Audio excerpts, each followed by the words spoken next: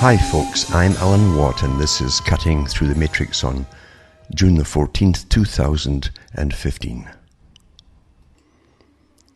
You know, sometimes you have to sit back and think and analyze your feelings and what you feel. And by that I mean what you sense is happening in the world, because as people in all ages have noticed, at least some of them, you can get a kind of hush all over the world, as the old song goes.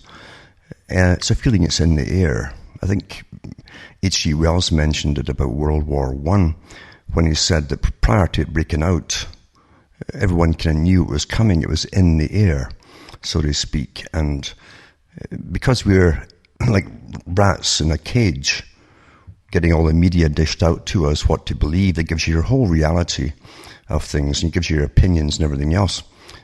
Rats never suspect they're being totally managed by whatever information, disinformation, lies, or fiction they're given. In fact, they're never given the whole truth on anything their entire lives long. And that's a truth. Whereas education of history or whatever is always rewritten down the road. Always. Or as George Orwell said, the memory hole. Truth goes down the memory hole when it causes problems or points out different people behind scams that have happened in the past, or the present for that matter. The media is awfully good today because they pretty well omit things that are happening in the present and to protect those at the top. And those who get to the top in this system have always been psychopathic in nature. And a psychopath isn't just someone you see running around with a knife stabbing folk inside the shower curtains like you saw in Psycho. The psychopaths are out for themselves, basically. They have a craving for power, a craving for the good life, for being worshipped by people. They need applause. They have tremendous egos because they are pure ego, in fact. A psychopath can rationalize anything they do, anything at all, no matter how absurd it appears when they're talking about what they did. When they're in court, the lower levels that end up in court, they'll always say that the victim asked them to rape them or murder them or something. It's just incredible. And yet they're not classified, you see, as psychotic. They have no break with reality. They simply change reality inside their own head to always rationalize whatever they've done.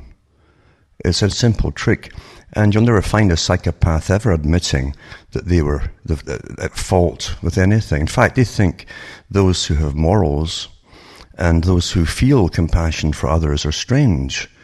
They understand they live amongst people who have these things because they study people all their lives. Growing up, it's an instinctive thing, like a shark looking for prey. They look for what they see as weak spots, the chinks in the armor, to get in and manipulate people for their own benefit, the psychopath's personal benefit. They're fantastic at using people. They're great persuaders, fantastic persuaders to get other people to do their bidding for them. And that's basically the MO of the successful psychopath, as it's called in today's language or terminology, because they've got to the top. But they get to the top through all conniving means possible, cutthroat techniques, backstabbing, and they get up there. And they can stop at nothing at all. They will stop at nothing if they think they can possibly get away with it to get to the top. Morals are for the people they don't understand, the people out there, the masses. So the masses live in a psychopathic system. And psychopaths can employ lots of non-psychopaths even, such as journalists and so on, to write the news, to indoctrinate the people who must remain gullible and naive at the bottom level in order to be used. That's what nations really are for. And the technique of using money is the enabler of the psychopath. Without money, a monetary system, he couldn't exist. Would still be living in little tribes and villages and so on, And he'd be spotted so fast and early because he'd want more of a share of the grain or the produce of the people for his own survival. He'd get caught eventually and probably stuffed into a peat bog, as he did in Europe, with his belly full of grain that he'd stolen from the communal granary. That was to get him through the winter. That's the psychopath. Today, of course, they have all the protections and they can get up there in a monetary system. And once they gain money, which is quite easy for the psychopath, intelligent psychopath, he can then hire his own thugs, basically, to protect him. If he's in charge of countries, he's got armies to protect him. And the gullible naive that support him and don't know they're even supporting a psychopath pay for it all, of course. There's a monetary system through taxation. That's the reality of the world. You must always create a society, as I say, of incredibly naive and dumbed down people. Yet they're taught to trust and believe in superior people managing their lives. They're taught, it's drummed into them through many different avenues. Jacques Ellul was awfully good, the philosopher who wrote about propaganda and how it's used to manipulate the masses and indoctrinate them through their educational system and so much their fictional systems of entertainment, where the cops are always the good guys and detectives can't sleep at night until they hunt down this bad man who's done something really awful, and so on. So same with hospitals too. Especially in America, they've been brainwashed for years with different TV series on doctor dramas and so on. And you find that the doctors are the same. They're in there to help people. You ever hear about the folk getting bankrupted, trying to pay off bills and things for extortionate prices for things? But it's all propaganda. It's like charity that's always got the face of there to help, and they're the biggest scammers on the planet. See, psychopaths live in scams. Scams can be legitimized like charities, and they can be legitimized as governments even, where gangs of psychopathic types can work together for each other's benefit at the top, as long as they can get good shares of the loot and divide it up properly, you see. The psychopath also worships the person above him, a higher psychopath with more power. They grovel, in fact, and they rant and rave and scream at the person just beneath them. They love this rank system. Therefore, they can get off with literally murder or even mass murder. And I don't care what you are told to fixate your brain on with mass murder in history. The fact is it's going on all the time, with armies getting sent abroad under fictions, basically, for the causes of it all. Pre-planned wars to grab resources for the top psychopathic groups with their psychopathic companies and CEOs and all the rest of it. That's the system we live in. Most folk will never wake up to this. They can't, because it's been drummed into you to be utterly naive and trusting through all your brainwashing. It goes on all your life, as I say, mainly through fiction, total brainwashing. Then you judge people by what you would do. Well, I wouldn't do that. Oh, they couldn't have done that. That's how you judge people. You can't judge a psychopath using your own standards, because they have no emotions as such as you know them. They have emotions such as lust and greed and all the rest of it, and they can laugh and all the rest of it. They can feel that and happiness, but they can't feel remorse or guilt or anything like that. It's not part of their makeup. Now it's been made trendy, apparently, with television series and, again, fictional dramas and soaps, basically, on top psychopaths and how they get away with everything. And you were taught to emulate them, actually. And it's quite easy to emulate them when you live in a psychopathic culture, because you see, when psychopaths rule, they create the culture designed to suit them for the rest of the people to follow. Therefore, you end up worshipping the most wealthy people on the planet. The old idea of the serf doffing the hat and bowing when he sees power and wealth walk and pass him by is still in action today. And it's drummed up through the media with fanfare and photo ops and so on. So when you live in a psychopathic culture, you truly are a slave. Because you're taught as a bottom slave to simply work hard in your simple, naive, simplistic way, and you'll get rewards for it in life. It doesn't happen like that at all. Never has happened like that at all. They had little breaks in history, mainly from between World War II to about 1970 in the US primarily, where little folk could afford their own houses for the first time. They bought them cheap. The dollar was worth some cash. They could save up. You can put their children to school. In fact, working people could do that. And then they started taking it away from the late 70s onwards. Till today, everybody's got their hand out to the government as a proper serf should.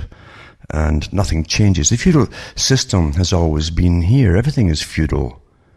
You understand? Carroll Quigley said that about the whole coterie that run the world and envisage the future and plan the future.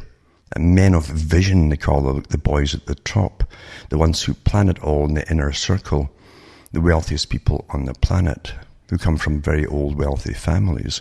If you control money in this system, money is the enabler of the psychopath, you see. Without money, you can't do anything. You can't hire thugs because they go home if you get no reward out of it. So they need a monetary system. You can't hire armies and tell them to go off and plunder for you, for your corporations, without money.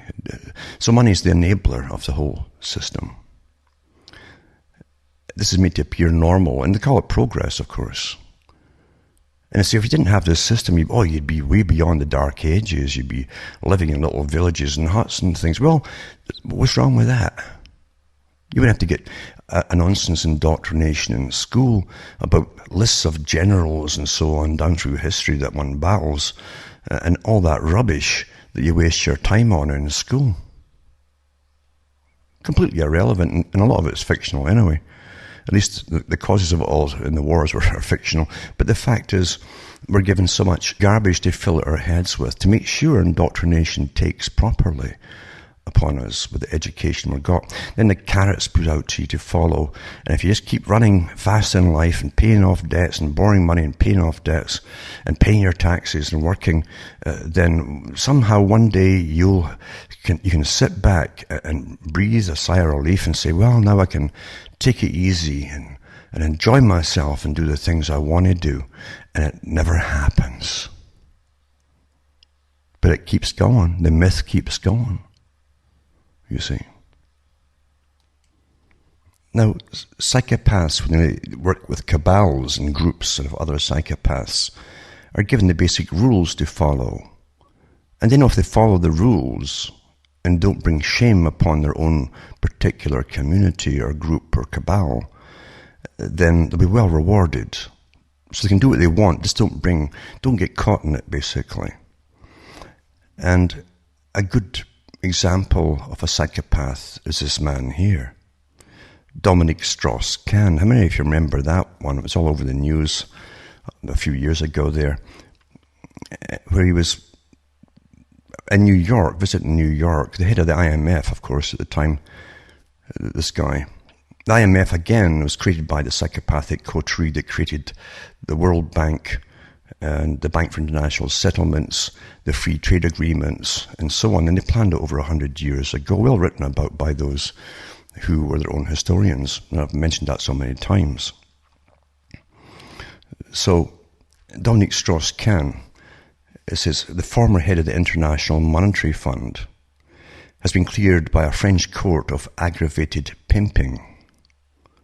A completely reduced crime to start with, aggravated pimping, from what he actually was involved in. It says the one-time French presidential hopeful who was described seeking recreation from the stress of world politics, what a joke that is, eh? By having rough sex. This is really toned down, by the way, for the English language. Rough sex with strangers at orgies in Europe and the US was found not to have promoted or profited from the prostitution of 7 women. Though there's only 7 women came forward, but he'd been doing it all his life. The judges said Strauss-Kahn was not the instigator of the orgies with prostitutes. So that's a legality there, you see. The reason it took so many years to get him to trial is so that they can either bribe and pay off claimants, you see, and also offer big bribes to judges and things too, to go in the right direction to clear this guy, you see. Because you see, you're offered these protections when you're brought into the higher psychopathic group, and you are a psychopath yourself. It says throughout his trial he maintained he didn't know that some of the women brought to him by businessmen friends at group sex sessions were prostitutes. This is the guy who loved to boast how intelligent he was, right? He didn't know that these women were just brought to him by businessmen friends at group sex sessions. Didn't know they were prostitutes. Saying he thought they were merely swingers like himself. You see? The businessman told the women not to say they had been paid. So he's paid them off, you see, or his backers have, to say that, yeah, they were the guys that really did the pimping, so they're not charged with it. See, he is, you see. Strauss-Kahn's lawyer, Henry Leclerc, said the case against him had been totally empty, accusing investigating magistrates of a moral crusade with no legal foundation. The wide-reaching trial in the northern French city of Lille revealed a saga of money, fame, and women traveling to luxury locations for sex with powerful men against a backdrop of economic deprivation and social misery. And it says, known as the Carlton Affair, this is the one that brought it to the investigative surface. The case began in 2011. 2011 it started, right?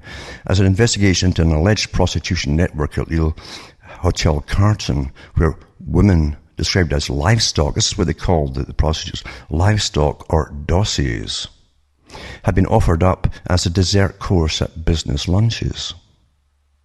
Strauss-Kahn was never involved in any alleged activity at the hotel, but when his name was mentioned by sex workers in interviews with investigators, the inquiry was widened.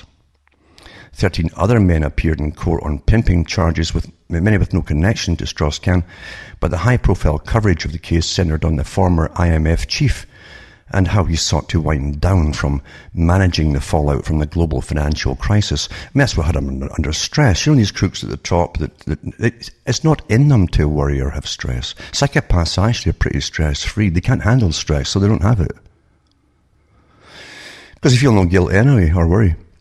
This is by having sex with strangers brought to him at orgies by businessmen keen to curry favour.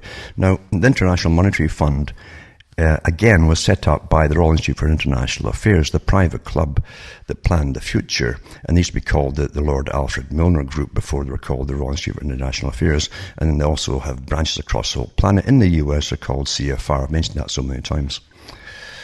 But the IMF, you see, when you sign on to the United Nations, which was set up by these particular businessmen a long time ago, these big bankers in London,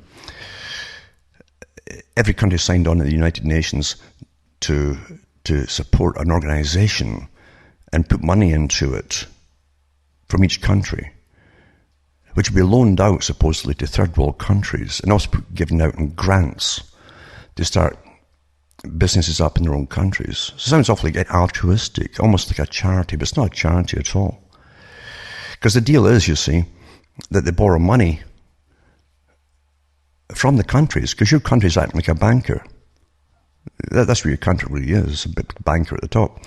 And he loans out money to these third world nations through international agreements that they put into. By the way, the whole free trade agreements, all of them, say that emerging countries can get special benefits with loans and all the rest of it too. And they can also pollute as long as they want and then get renewed after 15 years. So they don't have to follow all the different global agreements that get put onto them. Plus, the countries that are first world countries have to pay them to build hospitals and stuff. So you give them all for free, hospitals, and even build up their military and all the rest of it. And you, again, your country, will give them these big grants, which go to international monetary, go through the IMF to big international corporations that then set up factories in those third world countries to get the dirt cheap labour, plus they get the factory for free and you pay for it. So any loans that go through the IMF, you see the country that gives out the loan has to pay off the debt. You're the guarantor at the bottom. And that's what your country does. They put you down as a guarantor for these third world countries that can never pay them off. They know that through compound interest and so on. Anyway, it's a very powerful position. In fact, Strauss-Kahn was the sixth most influential and powerful Jew in the world, according to the Jerusalem Post a few years ago. The sixth most powerful one. So that's a powerful position to have all this massive fund from all these different countries at your disposal to put into all the top corporations. And believe you me, Strauss-Kahn, like all the rest of them, are well rewarded by lobbyists that come to them all the time from big corporations to get these basically free grants and loans put out to them, basically. It's quite something else. That's the world as it really is, folks. Stop being naive. Anyway, it says, the trial exposed not only Strauss-Kahn's secret double life, but also the harrowing accounts of some of the women with whom he had sex. Now, it also came out in New York that he grabbed some hotel worker as well and tried to rape her. But it says here, between 2009 and 2011, the years covered by the trial, Strauss-Kahn held the most senior economic job in the world in Washington, and he was convinced he would become the next socialist president of France. Came from a very wealthy family. And they all want to be socialists, these wealthy ones. You notice that? Why do you think that is? See, they believe in an ordered, controlled society where they can really fleece the serfs at will, basically, and but manage their lives properly, because the serfs can't manage their lives properly. They need government agencies, which they pay for too through their taxes and everything else. They pay for everything through their taxes. In fact, they pay for all the loans that Strauss-Kahn dishes out all over the place. Anyway, he invited TV crews to document his cosy and high-profile marriage to Anne Sinclair, an influential French journalist and feminist who's since divorced him. During his working day, however, he would send text messages asking a businessman friend to join him at a magnificent swingers club in Madrid and bring him some equipment, a term he admitted meant women. Women are equipment, you see. To a psychopath.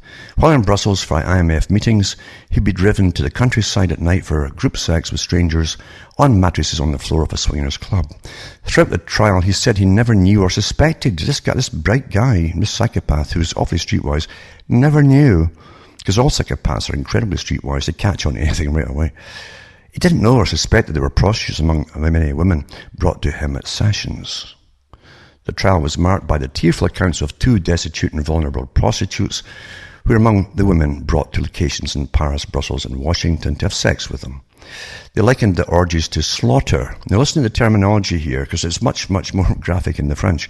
But in English, they say, likened the orgies to slaughter, killing, and butchery.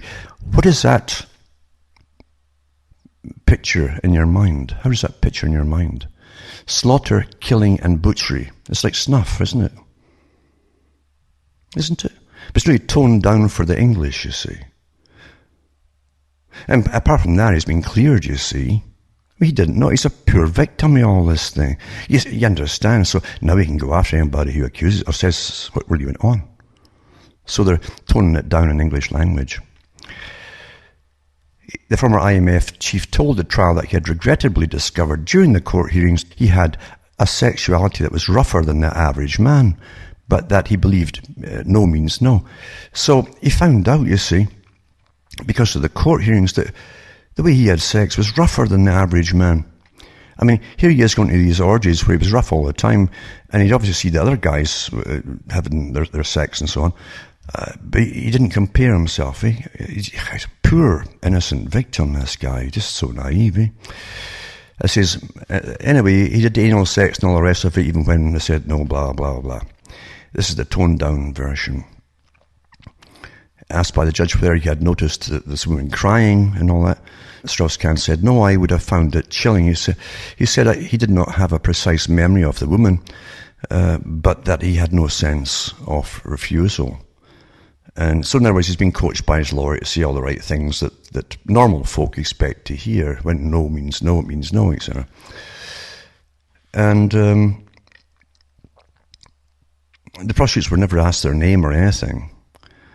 And there was no conversation between them. They were just there like tools. You'd use a tool and that's and throw it away. And that's what they did. So the basic thing is the guy got off with it, naturally. is too wealthy to put inside. And apart from that, I'm sure they went an awful lot of work to cover all the other influential people that were with them, etc., etc., etc. Because that's normal up there. If you think Nero and Caligula and all these guys were really kinky and weird and disgusting, you understand, it's only through your indoctrination that you think it ever stopped. It's gone on down through history with the psychopathic elites. Always. They have a completely different view of the reality in the world than you do. And so anyway, he's got off with it, etc., etc. But that's normal, as I say. And he said there's respectable people that are put out in front of you to run the Bank for International Settlements and the IMF and etc., etc. They can get up there and pose in front of the cameras like Mussolini with their chins up and look down on the little people. And even look so sincere when they want to. Psychopaths are awfully convincing. They really are.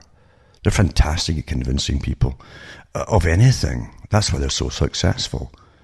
They're the most highly manipulative species on the planet. So that's what runs your world, folks. It hasn't stopped with him. It's still going on. And you'll find they're all like that at the top. And they always have been. Behind the suits and ties and the manicured nails and all the rest of it. That's what they are. That's what you've got running you and the world. And it's always been like that. Always been like that. So wake up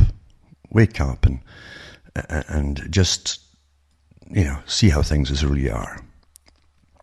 See, normal folk live in hope. And they simply hope things will always get better. It never does, but they hope things will get better. But they don't. They get worse and worse as the elites get richer. The techniques that they use are much better managed by all the little minions beneath them through their think tanks and behaviorists and psychologists and neuroscientists that manage all of us.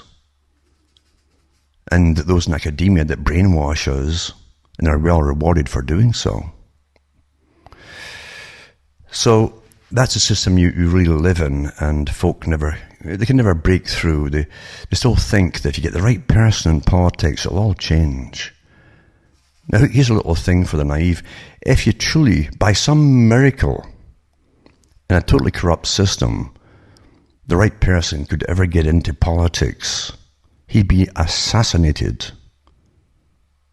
so fast, or come down with a fatal disease so quickly, it'd be like a blip in the screen, you see. And in his time, he'd be so transient. So you got to stop looking for this answer for things. It won't come from the top. And the existing institutions are just that. They're institutions set up by monetary system, which is at the very, very top of all of this. It's the enabler for the psychopaths to use down through history and down through the ages. You control the money system, and you control everything underneath it that accepts it.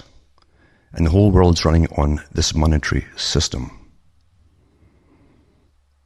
Monetary systems enable psychopathy protection through owning countries called governments, by governments, and they have massive armies at their disposal paid by the taxpayer at the bottom, again through money. If you didn't have money, you couldn't keep an army together.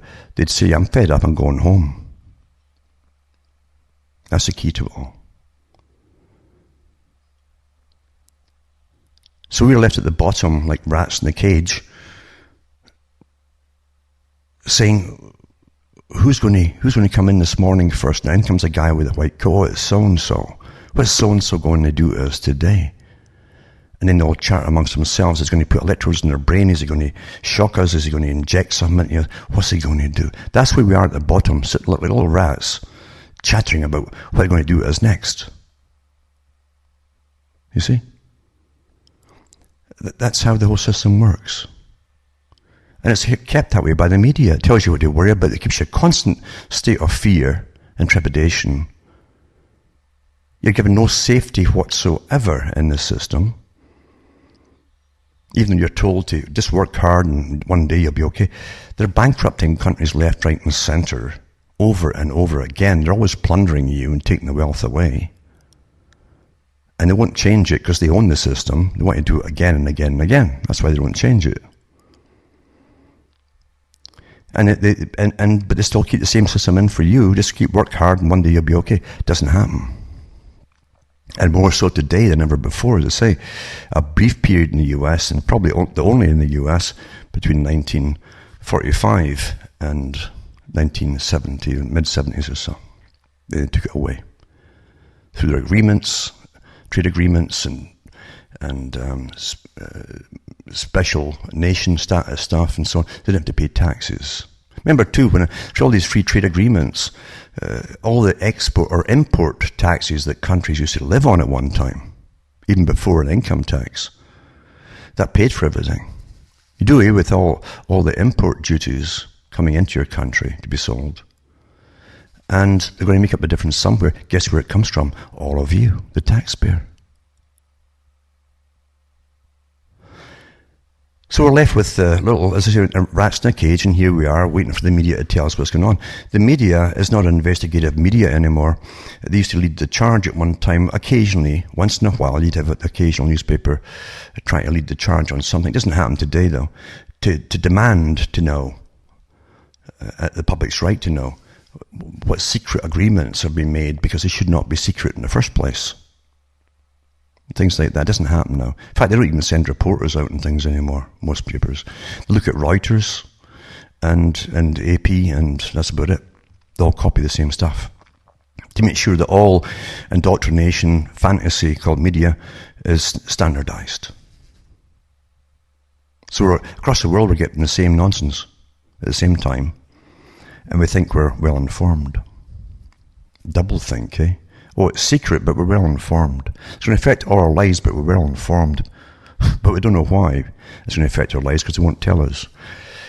Here's an article here. Technology money policies must line up to fulfill the G7 vision of shift away from fossil fuels. Now, I've mentioned before, the TPP, Trans-Pacific Partnership, is tied in completely with the G7 and so on. It's all the one group at the top that runs them all, by the way. And it's tied in with how to get everything away from you that you think that you own, or your rights even, and so on, and manage people from birth to death. That's so important. Even right down to giving you your role for life, what you're going to work at, and so on. School to work. It was copied from the Soviet system, and it's implemented in the West now too in some places, and going even further. But this is the next step for it as well. You don't get a choice in what you want to do when you leave school. You'll be trained simply for one thing, and that'll be it. You won't get any other education at all. No education in logic or anything like that. It's so important not to give you that. Anyway, it says when leaders of the group of 7 wealthy countries pledged to decarbonize the global economy, they're talking about a shift so dramatic that one analyst described it as a new Apollo mission. Like putting a man on the moon, it would require overcoming major hurdles related to technology and money and the political will so far in short supply to make it happen. You're going to pay everything that you've got that's not used for food and rent in taxes, in energy taxes, carbon taxes. I kept saying this for years. What do you think austerity means, that the plan for austerity? It means you won't have anything left over for anything else. It says, despite gains by renewable energy sources in recent years, the world is still hooked in fossil fuels, yada, yada, yada. And then they're going about the heat trapping carbon dioxide into the atmosphere, which plants need to grow and live, and the plants give off oxygen from the CO2. Everything is nonsense. It's a con to get total control over the world, all of its resources, and to get control over every single one of you and your complete and utter trained behavior that you'll have at the end of it. A new training from birth to death, running your life from birth to death. That's what it's all about, folks. Because cons are always used on big scales, massive scales. They've got to be big scales because then folk can't believe that such a big con could exist, because they wouldn't pull such a big con. Normal folk couldn't think of that. That's how you judge your sanity. Well, I couldn't do that, therefore they couldn't. Psychopaths do everything like that all the time. They're born chronologists, specialists in it, experts in it. Anyway, this is what President Barack Obama and other G7 leaders envisioned in Germany on Monday, is a world where those emissions would be phased out by the end of the century. I guess so that none of us will exist because we can't breathe the stuff out, you see. Or if we do, no, but we'll pay for it. You'll pay for your breathing out. For existing. It's an existence tax you're going to get. So above all, that would entail a major shift in how the world produces electricity. So you get massive cutbacks and so on. About 2/3 of which comes from the burning of fossil fuels, mainly coal and gas. Now, solar and wind ain't going to give you the kind of power you got now for everyone. So there's definitely going to be rationing and so on. And even the rationing of it all will be so expensive to use any of it that the big companies aren't going to lose anything at all. They're going to get more money for producing less, you see. That's one article for the people stuck in the laboratory in their little cages, saying, what are they doing to us next? What are they going to do? And then had the G7 leaders wrap up summit with pledges and warnings and all the rest of it. And again, government only exists because they've always got external threats, so they claim to, you see. In the past, when it was kings and queens, they'd often have agreements between cousins who were often, generally the kings and queens from different countries, but they're all cousins. And they'd agree, if the folk were getting restless and bitching about getting taxed and so on, they'd say, well, let's have a war or the threat of a war. Because the first thing people do in a tribal situation, and a nation's a big tribe, that's your instincts are still working as a tribal system, even what you think is a nation. And you turn towards the leaders to save you and protect you. What are we going to do? So it keeps government going. Ukraine crisis, global security threats, climate change, and Greek economy dominated a 2-day meeting in Bavarian Alps, it says. And again, they're warning that Russia, it could be war with Russia, and stuff like that, and going to step up sanctions against Russia. Russia still is signed into the EU agreement, hasn't withdrawn all from it. And but again, it gets the war drums stirred for the public to be fearful of, you see. During the Cold War was a fantastic period for the boys at the top, because it justified them taxing the blazes out of people to keep them safe for new weapons and missiles and anti-missile missiles and et cetera, et cetera. This nonsense that they went on for years, getting money for nothing. It was fantastic for them. And all of them regret it, you see. But all the research and development and all the rest of it all came out of the Cold War. All the stuff that's used to spy on you today, which helps the governments have complete control of you, because they know exactly what you're thinking, chatting about, and all the rest of it on a daily basis. All came out of the Cold War. The Cold War was a complete fake. They always need an enemy. And also mentions Harper, the Prime Minister of Canada, says he met European Council President Donald Tusk and the European Commission President Jean-Claude Juncker, where he was expected to push a deal through. He says Harper said nothing about the trade deal going into the meeting and did not meet with the travelling Canadian media on the first day of the summit, holding 2 photo ops and so on. And Canada and the EU have an agreement in principle on a sweeping pact in goods and services, but the legal text still needs to be finished so it can be ratified by Canada and the EU's 28 member countries. What is Canada used in this context? The folk in Canada don't get a single vote or say in the matter. It's secret. What's in this agreement is totally secret from Canadians. Same in America. Same everywhere else. And the EU member, the Trans-Pacific Partnership one, and also the EU one, the Transatlantic Partnership, it's all secret. And it's to be kept secret 5 years after, at least minimum 5 years after, that can be renewed for another 5 years, another 5 years, as long as they want to. But 5 years after it, they get it through. And it says Canada and the EU have an agreement in principle on its being act and so on in goods and services, because now we're going to the services labour market, I should say, not just goods. And it says ratifying the pact known as CETA, C-E-T-A, would be a major political win for Harper with the planned October 19 federal election looming. A political win for Harper? From whom? The only ones who want it are the big international corporations. The public don't even know what's happening or what it is. Lots of them don't know, never heard of it. You see, if you mention it, what are you talking about? It's not mentioned in the media, about it. At least the media doesn't make a big deal about it. Heading into a meeting with the meeting and so on, Harper said nothing about the pact, but his office said prior to the summit that the Prime Minister would be using all his meetings with European leaders to push for it. And the United stance on Russia and all the rest of it. And this other article here, it says here, the G7 communique seeks 70% reduction in carbon emissions by 2050, 100% by 2100, and it says, browsing the 44-item G7 wish list, right? It says G7 communiques come and go. It's all much ado about nothing because nothing is ever done, it says. There are 44 items from the Leaders' Declaration for the G7 summit, June 7th to 8th. Wish list, it says. 1. Take concrete action to address global warming.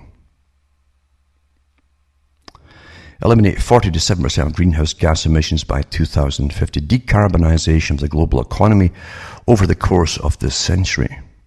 Spend $100 billion a year on low-carbon strategies. It's a great money-for-nothing strategy right there for the boys who get in it and get all the grants.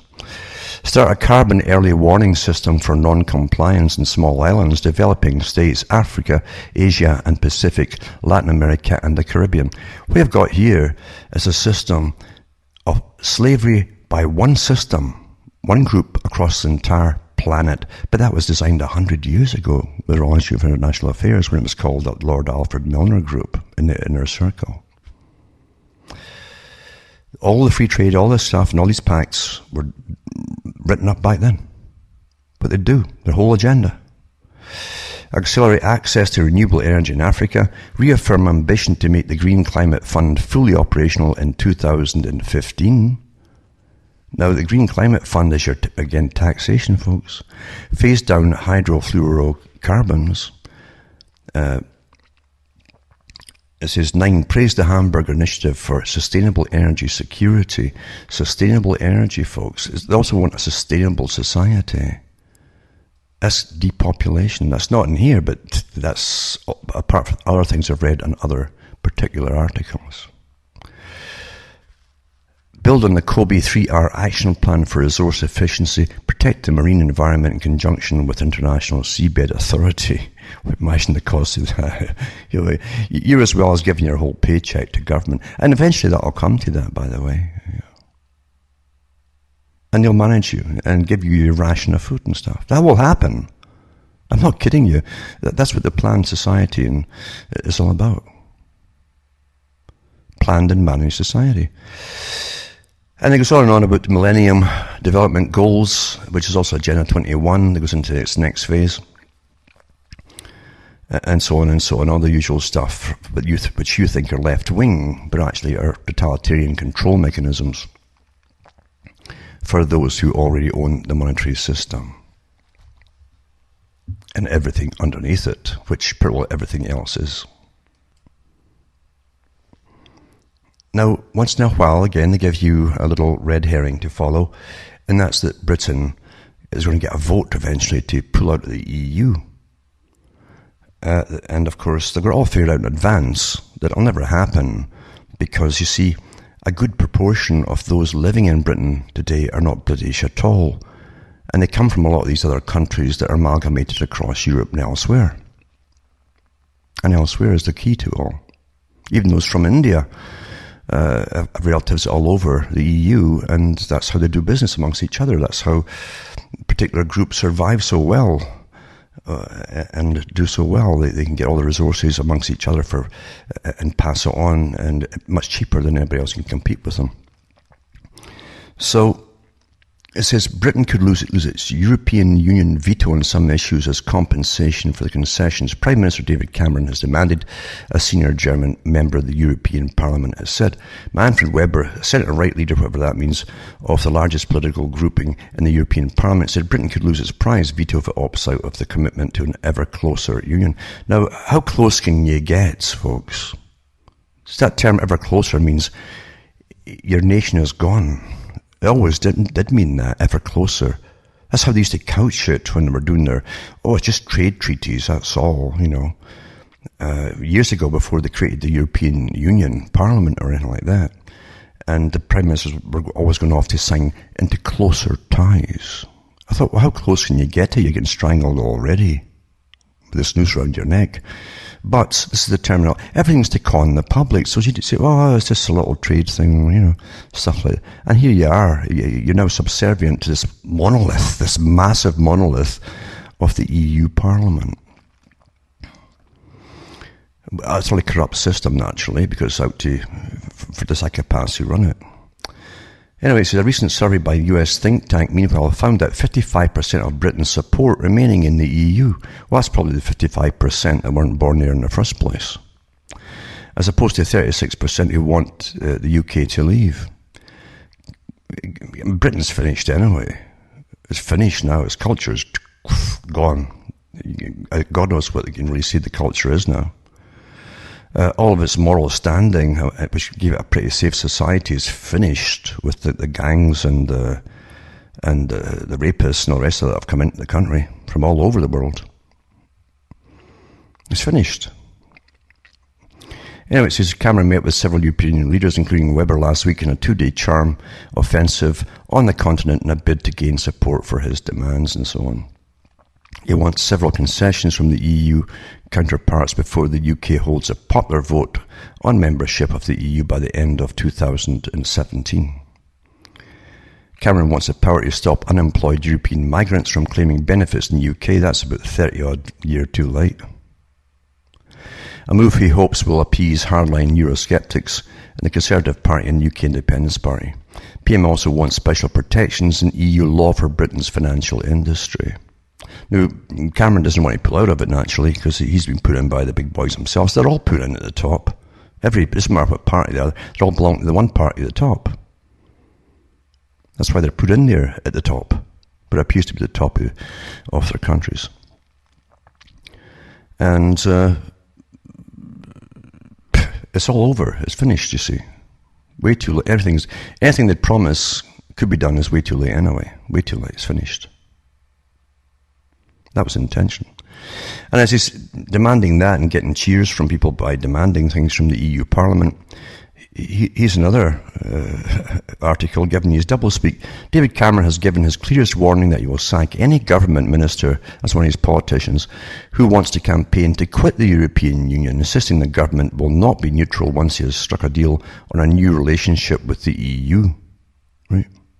So there's your politicians for you. We're getting managed, understand. He only does what he's told to do by, again, the psychologists, behaviourists, and all the big think tanks that are employed by the masters of the world to give out to the people. The appearance of things, public relations, propaganda. That's all it is. That's how you manage the people. And after all, the US's stance and clamouring against Russia about over the Ukraine and so on. Now, Russia's always seen the Ukraine as part of it's basically its own satrapy, if you like a satellite of it. It's part of it. That's how they've always seen it. But here's the West saying, that's terrible what you're doing now, Ukraine, blah, blah, blah. It's all hypocrisy and nonsense. And psychopaths have no problem not being reasonable, because what they demand is always unreasonable.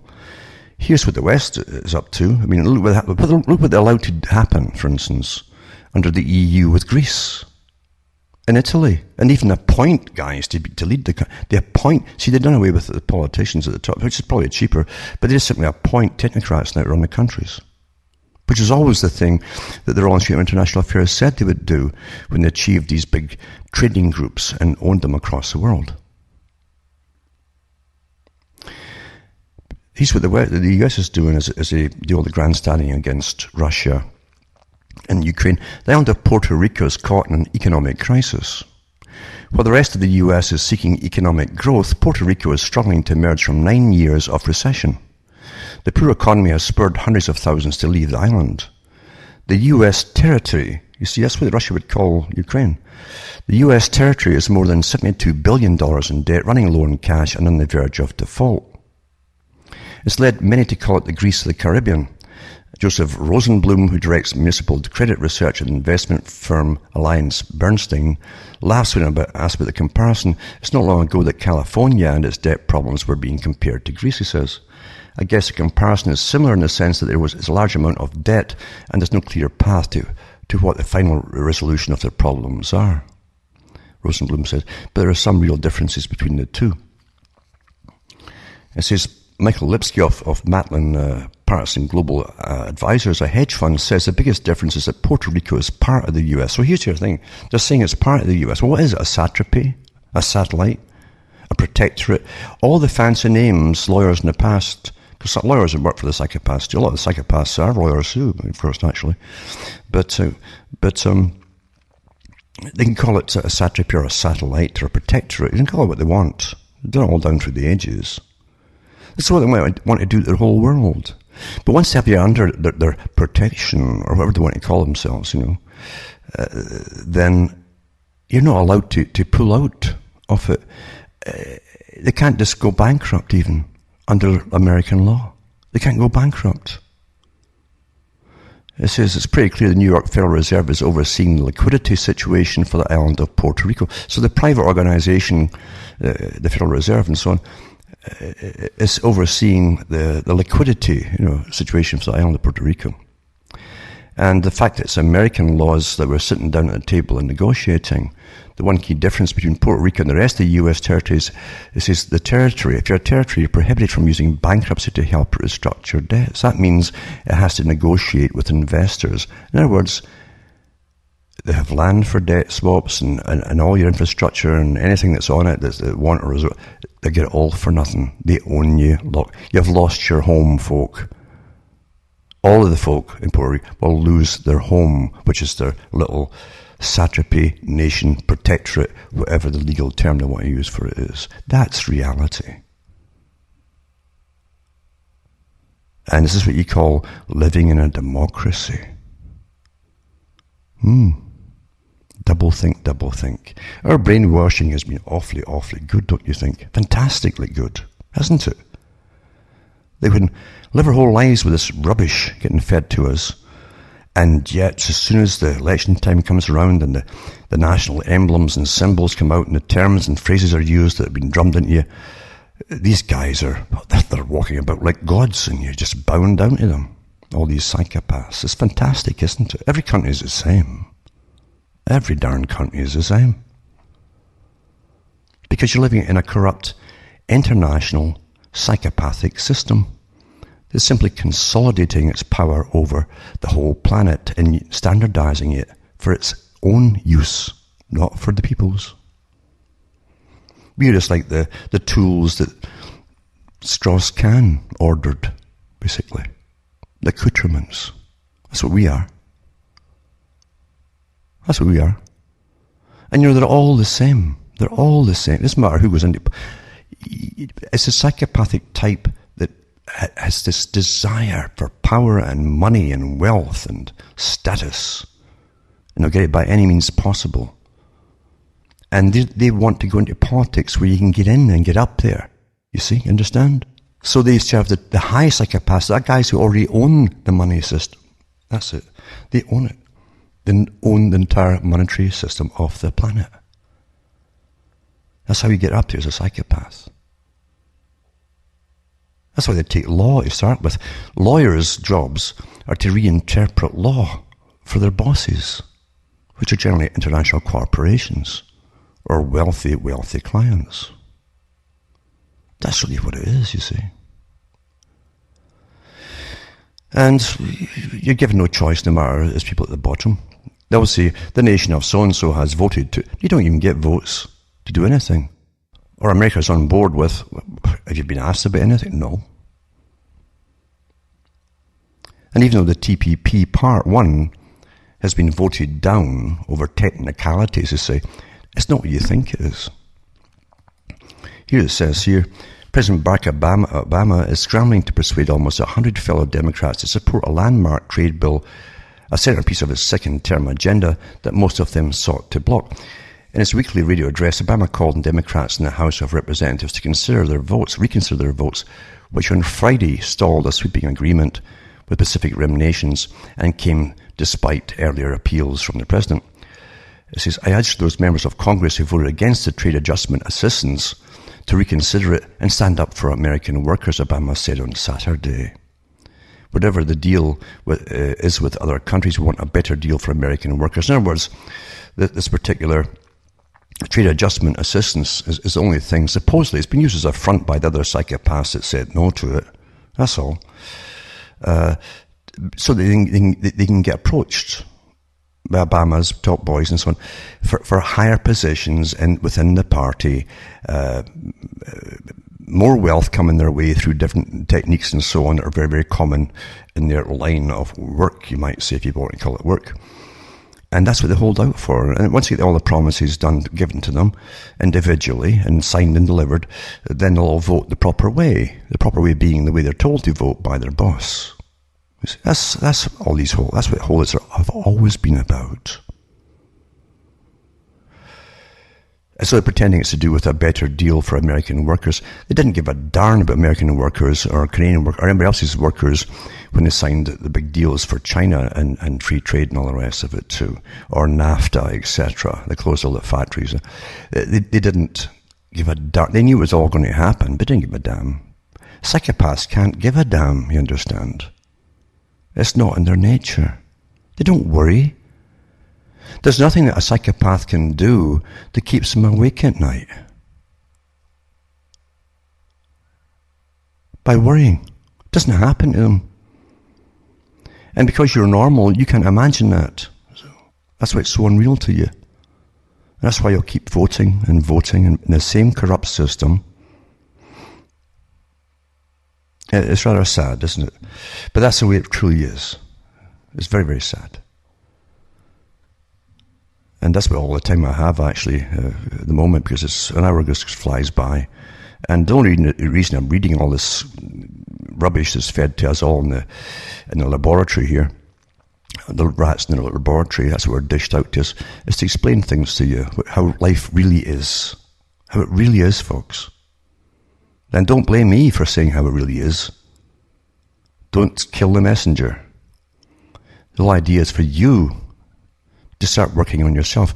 You're the only material you can be sure of. Rebuild on it. Rebuild on yourself. Come to understanding. If nothing else in this life, coming to understanding is a miracle in itself. Breaking through all of this. Of course, if enough folk did break through, something could probably be done down the road. But don't count on it, because most folk cannot break through. Indoctrination is too perfect today. Scientific indoctrination, they actually call it that. Bertrand Russell said that too. And he helped design the school system along with Dewey and other people to indoctrinate us. Number 2, you can buy the books and discs at cuttingthroughthematrix.com. And remember, if you're using the website, again, cuttingthroughthematrix.com, you'll see how to order them. You can pay by PayPal, by check, international money order even, or even cash. It's up to you.